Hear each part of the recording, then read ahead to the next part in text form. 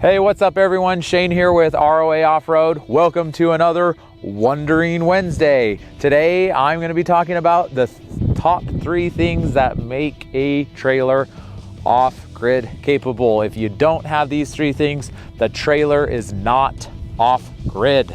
If you've wondered, I wonder what makes that off-road or off-grid capable. These are the 3 things. So if you do go to an RV dealership and you're looking at a trailer and you're like, I want something that's capable for off-grid, you can ask these 3 questions.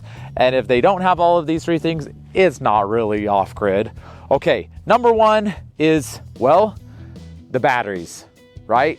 You gotta have a good amount of batteries to truly be off-grid. Now you can have 1 or 2 little 12-volt lead acid batteries.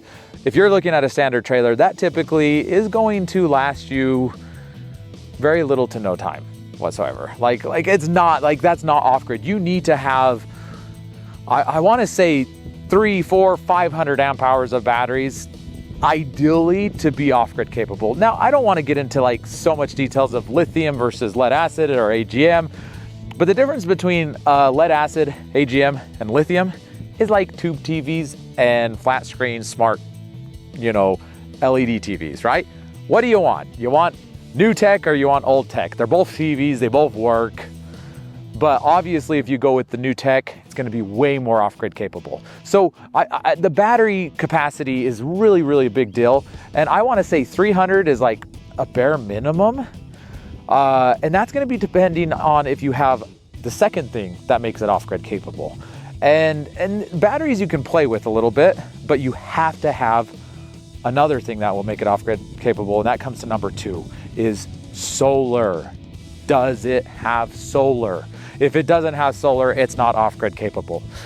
No matter the battery bank size, at some point you're gonna run out of power, and if you don't have a way to recharge the batteries, then it's not really off-grid capable. Yeah, I suppose you could go out with the generator and fire it up every single day to charge off your batteries or top off your batteries, but that's not ideal. It's not what you want to do. You want to be able to, use the sun to charge your batteries, and there's no better way to do that than with solar. Now, how much solar? It depends on your battery bank size. It depends on what you're trying to power inside your trailer. There's a lot of variables, but I'm just trying to give you some very, very basic things. What are the 3 most important things to consider your trailer off-grid capable? Good size battery bank, solar panels on the roof. Ideally, I'm gonna say 200 watts is a very bare minimum. If you have 300 amp hours of batteries, which is 3 batteries, not to get you too confused, and you have 200 watts of solar, it's gonna be okay. That's not a setup that I would recommend, but that's gonna be you could probably call it off-grid capable with that system. I mean, right here behind me, we're talking almost 1,300 watts and 1,300 amp hours of battery. That's 13,000 watts of battery. It's insane amount of battery and solar. Like, this is truly an off-grid capable trailer.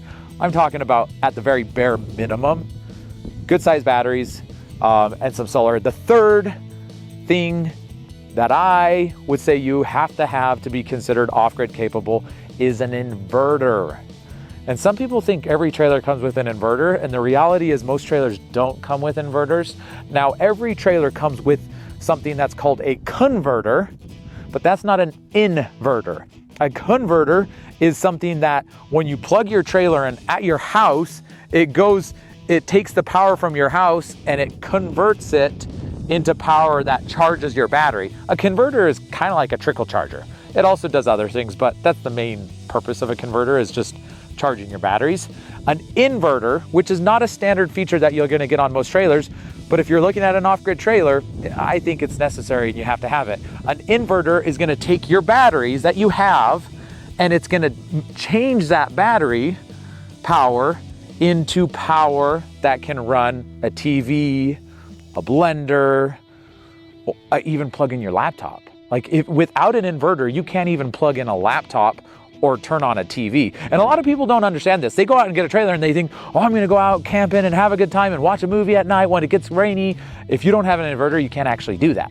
And if you have a very small battery bank, you can only do it for like an hour or 2 and then your batteries are toast, right? So if you truly want something that's off-grid capable, you need to have a good sized battery bank, you have to have a good amount of solar, and you need an inverter. Those are the 3 most important things that would really consider your trailer off grid.